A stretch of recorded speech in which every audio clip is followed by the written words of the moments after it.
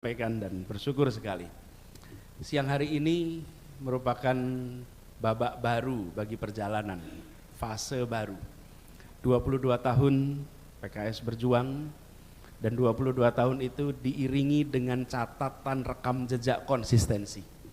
Berdemokrasi itu salah satunya adalah siap untuk berada di dalam pemerintahan dan selalu siap untuk berada di luar pemerintahan. PKS telah memberikan keteladanan berdemokrasi dengan menunjukkan sikap ketika berada di dalam posisi pemerintah, jalankan tugas dengan sebaik-baiknya, dan ketika berada di luar konsisten untuk menjadi mitra sebagai oposisi. Ini adalah rekam jejak yang tadi juga disampaikan oleh Pak Surya Paloh. Ada dinamika dalam dan luar, dan sekarang ada persimpangan jalan baru. Kita masuk oleh persimpangan jalan baru. Yang lain sudah tahu akan ambil belokan yang mana. Kita menunggu PKS ambil yang mana. Kita tunggu PKS ambil yang mana. Tapi yang pasti adalah konsistensi itu adalah salah satu karakter dari PKS. Dan saya merasakan, kami berjuang bersama-sama di Jakarta. Dari 2016 terus sampai sekarang. Beberapa karakter khas dari kader PKS, ketekunan, keteguhan, konsistensi, kerja keras, ikhlas, sanggup bekerja dalam senyap dan siap untuk mengerjakan apa saja. Itu apa saja dalam artian setiap tugas diberikan, tak lihat posisi, tak lihat jabatan, semua dikerjakan. Foto Pak Saihu menjaga TPS yang tidur sampai larut malam itu beredar sampai kemana-mana. Bayangkan posisinya adalah ketua umum tapi ikut jagain TPS sampai larut malam, sampai all out. Itu menjadi contoh karakter kader-kader PKS. Dan ini suatu ketekunan, keteguhan yang bisa menjadi contoh. Bukan semata-mata partai sebagai kendaraan untuk pribadi-pribadi berbagai kepentingan, tapi partai sebagai tempat untuk penumbuh kembangan kader, pengembangan kepemimpinan kader, pengembangan seluruh potensi kader. Dan 22 tahun ini dijalani dengan catatan yang gemilang. Karena itu kita menyampaikan selamat bukan sekedar miladnya, tapi selamat atas konsistensinya selama 22 tahun ini. Dan ke depan kita berharap PKS terus menjadi contoh. Perjalanan Republik ini masih panjang. Dan siapapun yang berada di wilayah pengambilan keputusan sadar bahwa lahan pengabdian itu masih panjang sekali. Usia partai ini juga tidak sama dengan usia badan manusia. Partai ini punya usia yang jauh lebih panjang.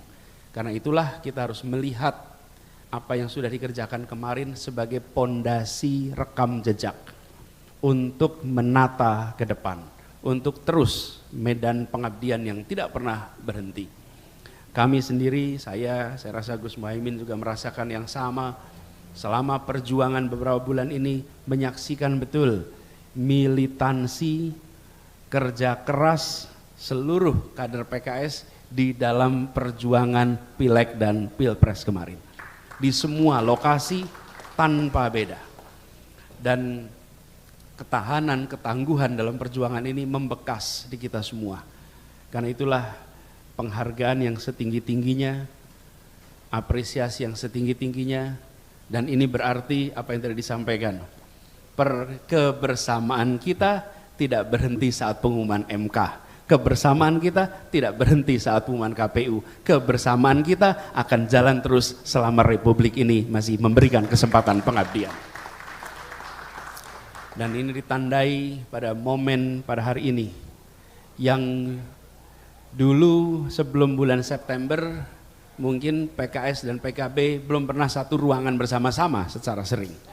Dan sekarang bareng-bareng terus. Semua barrier-barrier itu runtuh dan itu sejarah baru.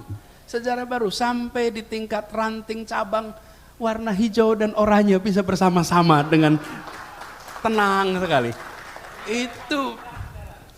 Ini akan dicatat bahwa peristiwa 2023-2024 itu meleburkan kekakuan, melunakkan ketegangan, menjadikan sebuah kesatuan yang dahsyat, dan ini akan dikenang di puluhan tahun ke depan. Peristiwa semacam ini, semua yang berjasa harus mendapatkan catatan pahala berlipat untuk ini semua, karena ini persatuan Indonesia yang dibicarakan. Dan nasionalisme yang tadi sampaikan oleh Pak Surya Paloh, nasionalisme yang seringkali seakan dimonopoli oleh satu dua pihak, hari ini dibuktikan bahwa merah putih juga ada di dada yang oranye bajunya.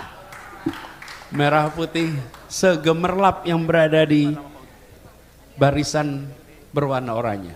Mas Utut saya rasa juga mewakili pesan yang sama, betul Mas Utut? Mas Utut Adianto dan teman-teman, ini semua bagian dari membuat demokrasi kita makin matang. Ada perbedaan, tapi kematangan berdemokrasi ditentukan oleh